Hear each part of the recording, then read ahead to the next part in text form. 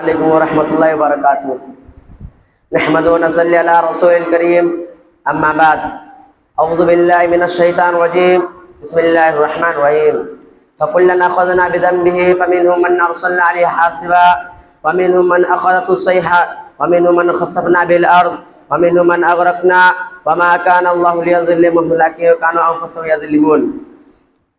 صدر محترم، سامعین کرام، معزز علماء کرام، میرے دوستوں اور ساتھیوں، میں نے آپ لوگوں کے سامنے سورہ عنکبوت کی آیت نمبر 40 پڑھی ہے۔ اس کے مناسبت سے میری تقریر کا عنوان ہے اللہ کا عذاب۔ سامعین کرام، جب کہیں سیلاب ہے تو کہیں کہسالی، کہیں آگ ہے تو کہیں پانی، کہیں خوشحالی آئے تو کوئی بدحالی۔ آج کل موسم پھل تو موسم میں نہیں ملتے، بے موسم کی بارشیں ہوتی ہیں۔ گرمی کے دنوں میں بھی تبدیلیات، گرمی کے دنوں میں بھی جس مہینے میں گرمی زیادہ ہے سردی کے دنوں میں بھی تبدیلی آتی جا رہی ہے۔ سامعین کرام، جب کوئی اللہ کو غصہ دلاتا ہے تب اللہ انتقام لیتا ہے۔ اللہ کا فرمان ہے سورہ زخرف میں آیت نمبر 55 فلما اسفونا انتقمنا منهم فاغرقناهم اجمعین۔ پھر جب انہوں نے ہمیں غصہ دلایا تو ہم نے ان سے انتقام لے لیا اور سب کو دبو دیا۔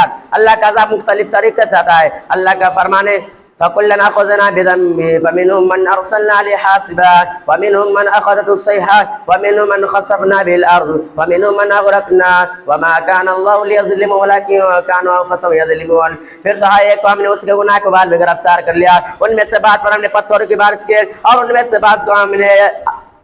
سے بعض کو زوردار سخت آواز میں دبوچ لیا اور ان میں سے بعض کو ہم نے زمین میں دھسا دیا اور اس میں سے بعض کو ہم نے دبو دیا۔ اللہ تعالیٰ کس پر ظلم نہیں کرتا، لوگ خود اپنے آپ پر ظلم کرتا ہے۔ میرے بھائیو، جب بھی حیائی عام ہو جائے تو اللہ کا عذاب آتا ہے، جب ناپ میں کمی بیشی ہونے لگے تو اللہ کا عذاب آتا ہے، زکوٰۃ نہ دینے کی وجہ سے اللہ کا عذاب آتا ہے، اللہ کی نافرمانی اور رسول اللہ صلی اللہ علیہ وسلم کی نافرمانی کی وجہ سے اللہ کا عذاب آتا ہے، اللہ کے قانون کے مطابق نہ عمل کرنے کی وجہ سے اللہ کا عذاب آتا ہے۔ جب ناچنے گانے والے کوئی کثرت ہوگی تو اللہ کا عذاب آئے گا، جب گانے بجانے کے سامان کثرت پائی جائے گی تو اللہ کا عذاب آئے گا، جب شراب پینے والے کثرت پائے جائیں گے تو اللہ کا عذاب آئے گا۔ نوح علیہ السلام قوم کو اللہ نے کیوں ہلاک کر دیا؟ پوچھنا چاہتا ہوں کس وجہ سے؟ اللہ تعالیٰ نے نوح علیہ السلام قوم کو سیلاب کے ذریعے ہلاک کر دیا، گناہ کی وجہ سے۔ ہود علیہ السلام قوم عاد کو اللہ نے کیوں ہلاک کر دیا؟ پوچھنا چاہتا ہوں کس وجہ سے؟ اللہ تعالیٰ نے ہود علیہ السلام قوم عاد کو تیز ہواؤں کے ذریعے ہلاک کر دیا، گناہ کی وجہ سے۔ صالح علیہ السلام قوم سمود کو اللہ تعالیٰ نے کیوں ہلاک کر دیا؟ پوچھنا چاہتا ہوں کس وجہ سے؟ اللہ تعالیٰ نے صالح علیہ السلام قوم سمود کو تیز چیخ کے ذریعے اور بھونچال کے ذریعے برباد کر دیا، گناہ کی وجہ سے، نافرمانی کی وجہ سے۔ شعیب علیہ السلام قوم کو اللہ نے کیوں ہلاک کر دیا؟ پوچھنا چاہتا ہوں کس وجہ سے؟ اللہ تعالیٰ نے شعیب علیہ السلام کو ہلاک کر دیا، برباد کر دیا۔ وہ لوگ ناپ تول میں کمی بیشی کرتے تھے، اللہ تعالیٰ نے آسمان سے آگ کے شعلے برسے، زمین پر زلزلہ آیا، پھر ایک چنگارے کے ذریعے ہلاک کر دیے گئے۔ اللہ تعالیٰ نے قوم سبا سے نعمتیں کیوں چن لی؟ ناشکری کی وجہ سے، نافرمانی کی وجہ سے۔ آج ہم بڑے ناشکرے ہوتے کہ ہیں۔ آپ پوچھ لے بھائی صاحب کاروبار کیسا چلا ہے؟ جواب میں رہے گا بہت برا چلا ہے۔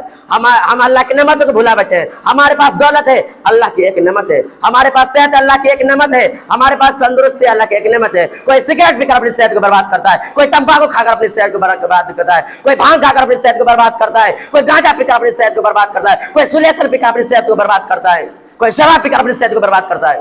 اللہ تعالیٰ اس کے بارے میں کل پوچھے گا۔ غالب نے کہا تھا تنگستی کرتے ہو غالب، تندرستی ہزار نعمت ہے، اللہ کے عذاب سے بچنا کیسے ممکن ہے؟ میرے بھائیو، سوال ہے اللہ کے عذاب سے کیسے اللہ کے عذاب سے بچنا کیسے ممکن ہے؟ ایمان اور تقوی والی زندگی گزارے، عقیدوں کا پکا کریں، توبہ نصیحت سچی توبہ کریں۔ سچی توبہ کیا ہے؟ جس گناہ سے توبہ کر رہا ہے اسے فوراً چھوڑ دے، اس پر اللہ تعالیٰ کی بارگاہ میں نعمت دامت کا اظہار کرے، آئندہ کرنے کا نہ عزم رکھیں۔ اگر اس کا تعلق حقوق العباد میں سے جس کا حق مار لیا اسے واپس کر دے۔ تسبیح و تحلیل کرتے رہیں، دعا و تبلیغ کرتے رہنے سے اللہ کا عذاب نہیں آتا۔